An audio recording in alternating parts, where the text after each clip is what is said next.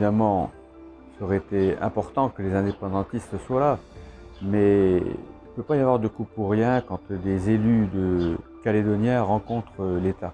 C'est toujours utile.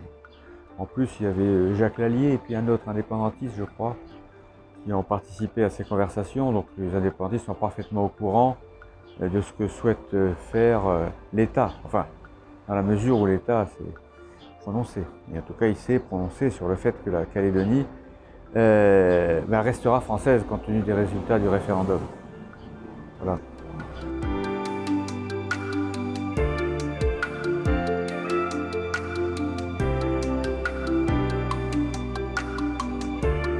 Il ne peut pas y avoir de garantie sur ce sujet. Vous savez, je prends mon cas personnel, quand je suis arrivé en Calédonie en 1956, mon père me disait mais on a quitté le Maroc parce qu'il allait devenir indépendant et on se trouve dans un territoire qui va bientôt devenir indépendant parce qu'on disait que l'autonomie c'était le marchepied vers l'indépendance. Alors, soit on est pessimiste et on dit ça arrivera un jour, ou soit on est optimiste et on dit on en parle depuis tellement longtemps que ça n'arrivera jamais. Mais juridiquement, la possibilité reste toujours ouverte. La Constitution française prévoit que les peuples d'outre-mer peuvent, d'après aussi une résolution de l'ONU, demander à exercer leur droit à l'autodétermination. Donc ce droit existera toujours.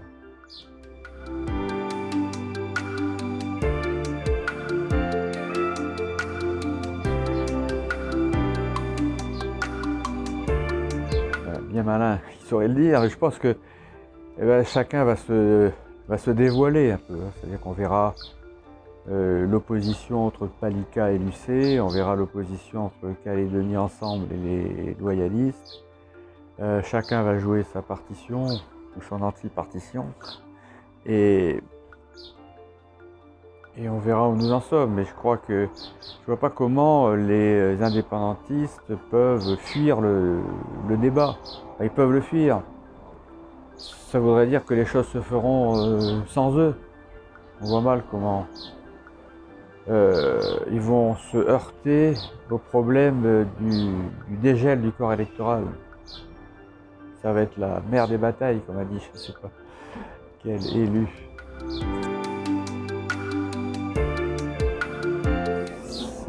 C'est le sujet avec un grand L. Parce qu'évidemment, les indépendantistes ont l'impression que si jamais le corps électoral était dégelé, ils perdraient à tout jamais la possibilité de gagner l'indépendance par les urnes. Donc ils vont mettre le maximum dans la bataille. Mais d'un autre côté, la justice française est obligée de suivre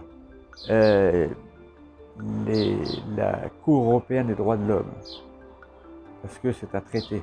Et la Constitution dit que les traités sont supérieurs à la loi. Donc, si jamais les élections provinciales avaient lieu avec un corps électoral gelé, le tribunal administratif ou le Conseil d'État annulerait cette élection à la première plainte, puisque le CEDH a dit que que le gel n'était admissible, et même les limitations simplement du corps électoral n'étaient admissibles que parce que c'était limité dans le temps, dans le cadre de l'accord de Nuremberg.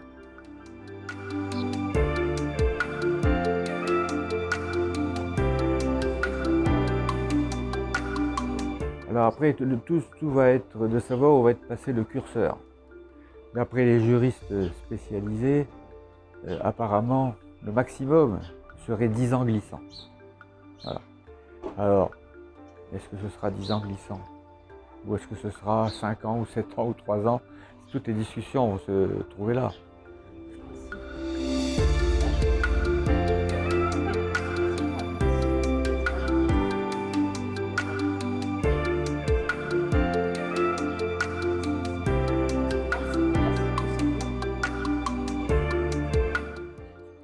Bon, je crois qu'il faut les prendre au sérieux. Vous avez vu, on a connu les événements de 82, 84, 88, qui ont été quand même très graves, hein, qui ont causé des dizaines de milliards de dégâts, qui ont fait près de 100 morts, qui ont fait des milliers de gens qui ont été déplacés. On a vu plus récemment ce qui s'est passé à l'usine du Sud, où s'est passé aussi des choses quand même très graves. Finalement, ça s'est pas trop mal terminé, mais donc on ne peut pas ignorer ça. Et donc l'État ne peut pas l'ignorer. Et donc finalement, c'est très bien qu'ils nous avertissent comme ça. Chacun peut prendre ses dispositions.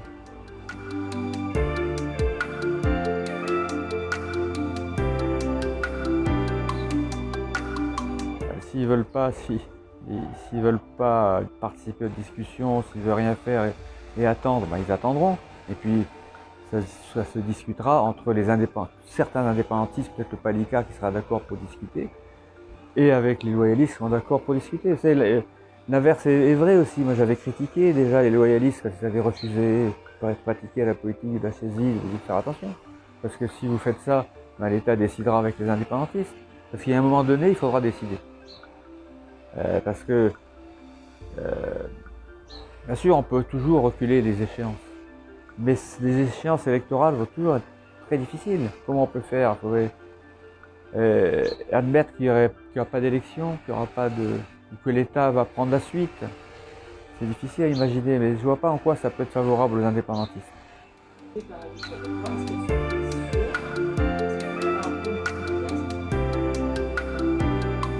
Toutes les questions, là, pour une fois, pour une fois, dans ma vie, peut-être, je serais assez d'accord avec un indépendantiste. Toutes les questions qui sont de la compétence de la Nouvelle-Calédonie, c'est-à-dire les questions économiques et sociales notamment, doivent être traitées par les Calédoniens eux-mêmes.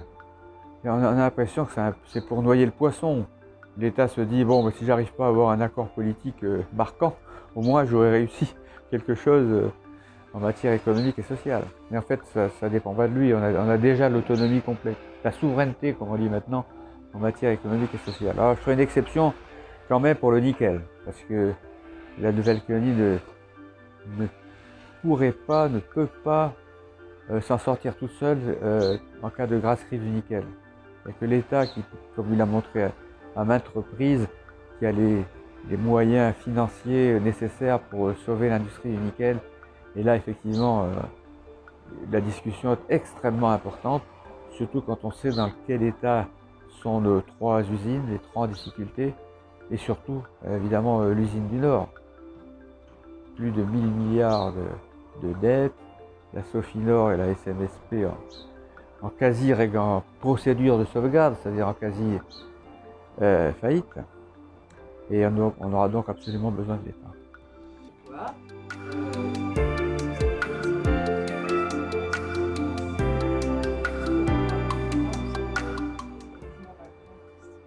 Ces souverainistes caldoches, comme les a appelés Washington, les souverainistes caldoches, ce que j'appelle moi les idiots utiles du FLNKS. Alors il faut savoir si c'est exprès ou pas exprès. Je pense que c'est exprès. Je pense que Daniel Goa a peut-être enfin compris, malheureusement, que les Kanaks ne gagneraient jamais les élections, les référendums, etc. si il n'y avait que les Kanaks qui étaient engagés. Alors jusqu'à présent, on a l'impression qu'ils ont tout fait. Voilà, ils s'en sont pris aux Wallisiens, ils s'en sont pris aux Calédoniens. Et donc, ils ne peuvent absolument pas être majoritaires. Alors d'un seul coup, ils ont peut-être eu une illumination. Tiens, il faudrait peut-être qu'on arrive à convaincre les Calédoniens de nous rejoindre. Et à ce moment-là, effectivement, ça fait quand même un nombre de voix extrêmement important. Et ce qui est préoccupant aussi, c'est que ces souverainistes calédoniens existent quand même. Je ne sais pas trop dans quelle proportion. En tout cas, il y a ce sentiment. Il y a un sentiment pour certains qui les unit, et c'est peut-être le seul d'ailleurs aux indépendantistes kanaks, c'est le sentiment anti-Zoré, anti-métropolitain, anti-France, etc. Ça existe, notamment chez certains broussards, chez certains victimes de l'histoire, comme ils disent, c'est-à-dire les descendants du bagne, ça peut exister. Évidemment, ça va aussi avec ça. Donc ils ferment tout. Voilà. Ils veulent avoir absolument une identité calédonienne. Et cette identité calédonienne n'a pas à se manifester autrement que elle se manifeste actuellement. Chacun reconnaît bien qu'il y a une identité calédonienne. Mais maintenant, s'ils veulent, mais seulement, je ne sais pas s'ils se rendent compte que ça concerne même pas 20% de la population. C'est vraiment ça, c'est même pas 20% de la population. Et donc, s'ils veulent faire aboutir leurs revendications, entre guillemets, il faut qu'ils s'allient. Soit aux oreilles, ce qu'ils n'aiment pas beaucoup, soit aux Kanaks. Mais s'ils s'allient aux indépendantistes kanaks, il faut bien qu'ils voient que les indépendantistes kanaks, eux, représentent plus de 40% de la population.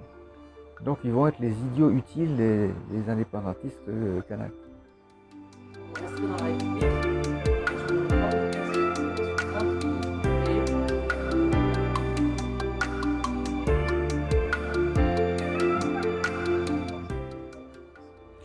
Oui, il n'y a rien de nouveau dans cette proposition.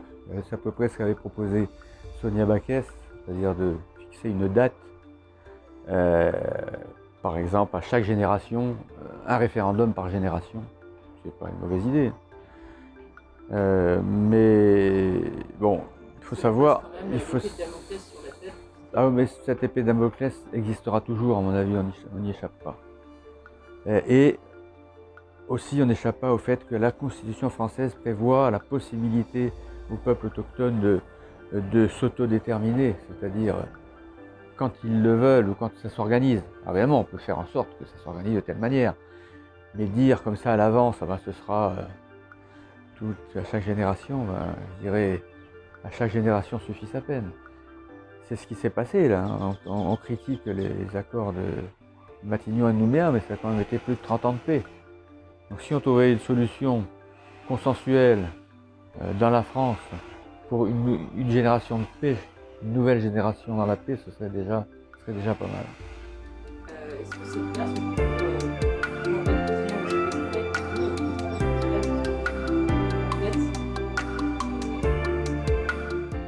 Je ne crois pas qu'ils aient de solution en tête. Enfin, on sait comment l'État, les technocrates parisiens voient le problème calédonien. Donc, ils ne seront pas une exception.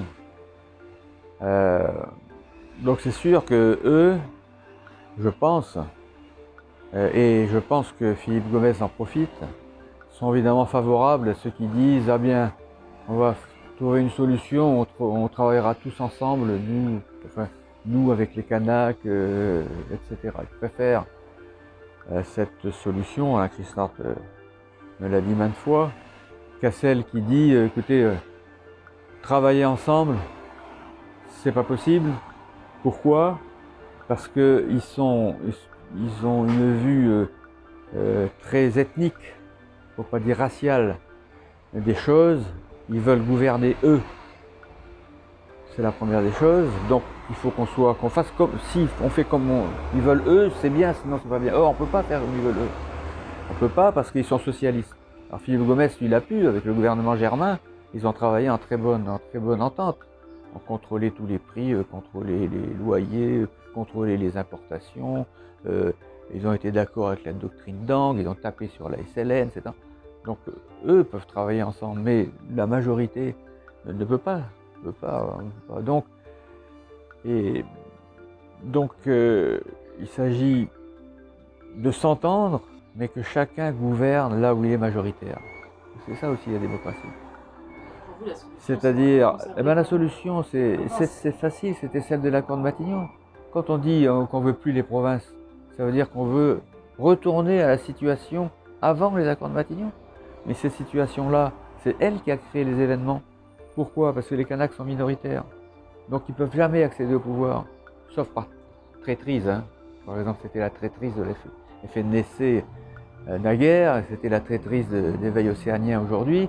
Donc si on ne trouve pas de traîtres, eh bien ils ne gouvernent jamais. Voilà. Parce qu'ils sont minoritaires. C'est insupportable pour eux, ça peut se comprendre. Donc Michel Rocard a dit, écoutez, on va créer 2 provinces où les indépendantistes gouverneront parce qu'ils sont majoritaires dans ces 2 provinces. C'est-à-dire qu'on aura réussi à respecter à la fois la légitimité démocratique et la légitimité du peuple premier à participer au gouvernement.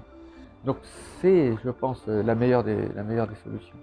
Changeons toutefois peut-être un peu les règles représentativité des élus. Ouais, ça c'est évident. On ne peut pas continuer comme ça, c'est anticonstitutionnel. Et d'ailleurs, je pense qu'aux élections provinciales, ça aussi, ça devrait être modifié. Parce que le Conseil constitutionnel a prévu qu'on ne peut pas y avoir de grosses différences, autour de 20%, entre la représentation, la représentativité d'un élu par rapport à la population. Donc il faut remettre ça en question, c'est impératif. Je pense que là aussi, s'il y a des élections, des futures élections provinciales où que ça n'était pas modifié, je pense que le Conseil constitutionnel pourrait annuler ces élections.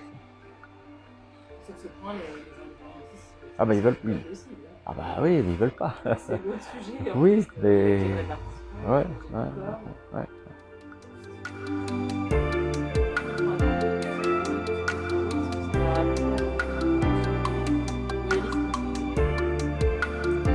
Non, ça va être une démolition des indépendantistes. C'est comme quand ils avaient réclamé un document de l'État sur les conséquences du oui ou du non. Voilà. Ils pensaient, ils espéraient dans leur petite tête que l'État, la France allait leur dire si vous n'êtes pas français, c'est pas grave, on va vous aider autant qu'on a aidé la Calédonie française. Non, l'État a dit non, c'est pas possible. Ils ont cru que l'État allait leur dire mais vous serez indépendant, mais vous pourrez conserver votre passeport français. Non, c'est pas possible. Non, ils ont été extrêmement déçus, ils sont montés au créneau, ils ont dit c'est un document partial, etc. Mais donc, c'est pareil, ça fait la même des choses. Quand ils vont faire un audit, c'est un audit de la colonisation, ou un audit, je ne me rappelle plus. Voilà, un bilan, enfin, un audit, un bilan, c'est un peu pareil. Décolonisation et accord de Nouméa. Sur la décolonisation, de quoi vont-ils s'apercevoir les experts qui vont venir ici? Ils vont dire, mais attendez, les Kanaks sont minoritaires dans le pays et ils dirigent toutes les institutions. Le gouvernement, le Congrès, 2 provinces sur 3, les 3/4 des communes, le Sénat coutumier, le comité économique et social, dirigent pratiquement tout sauf la province sud. Donc il y a quand même une décolonisation, le peuple au premier dirige, c'est comme c'est actuellement. Je ne sais pas comment ils pourront en juger autrement. Et sur le bilan des accords, qu'est-ce qu'ils vont remarquer? Je pense que c'est le bilan économique, puisque le bilan politique, c'est en quelque sorte l'audit de la décolonisation. Le bilan économique et social est terrible.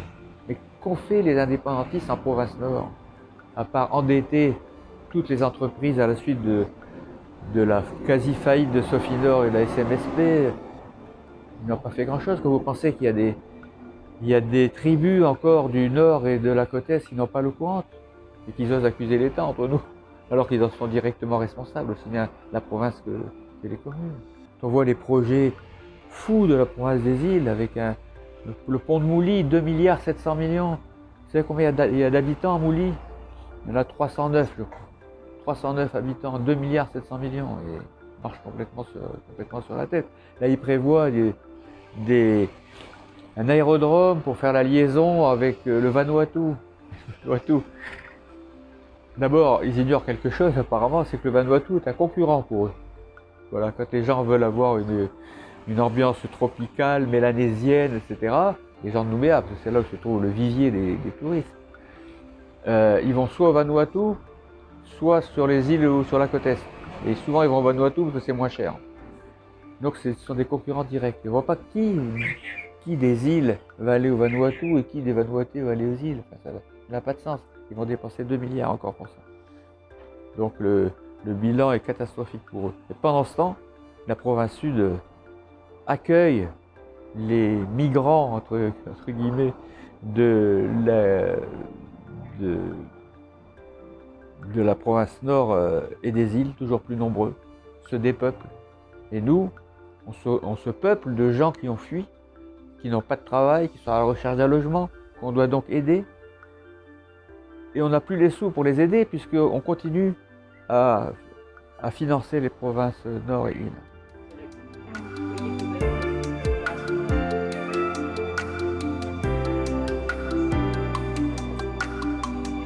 Moi, je suis plutôt confiant.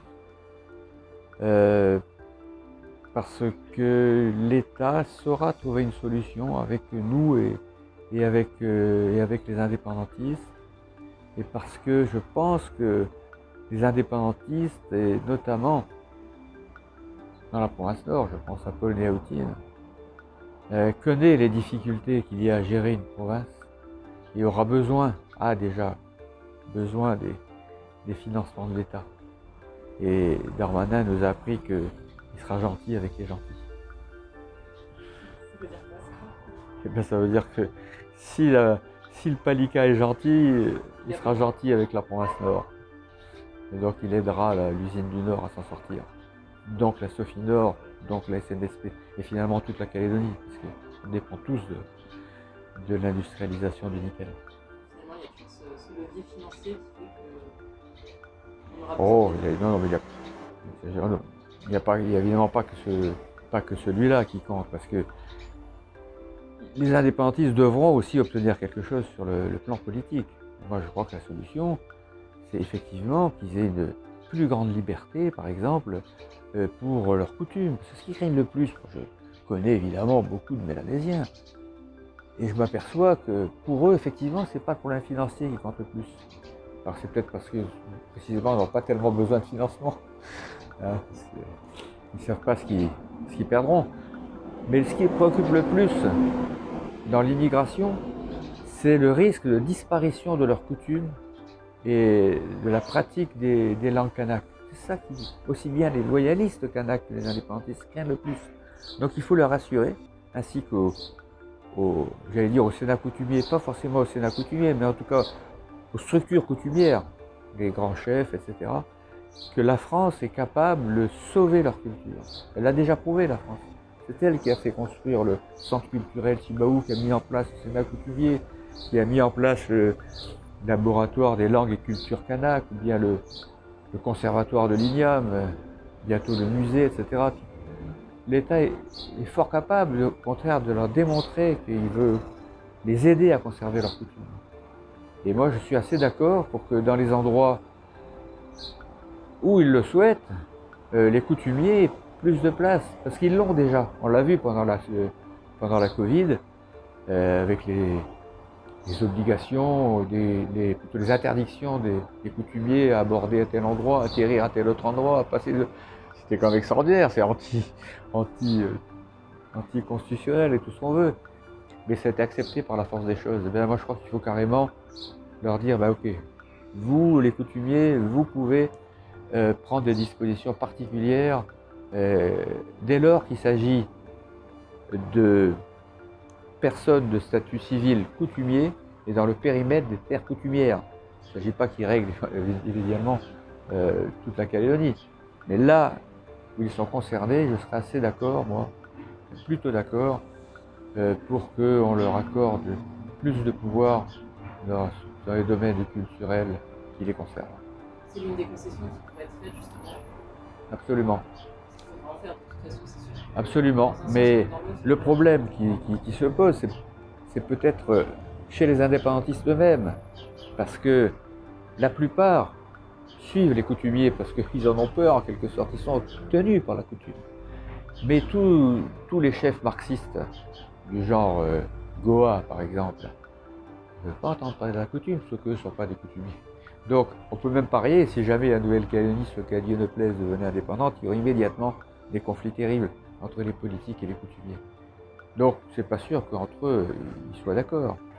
Mais on peut le faire, en ce sens on dirait aux provinces, décidez vous-même quel pouvoir vous allez donner aux coutumiers. Voilà. Donc les provinces vont dire ce qu'elles souhaitent.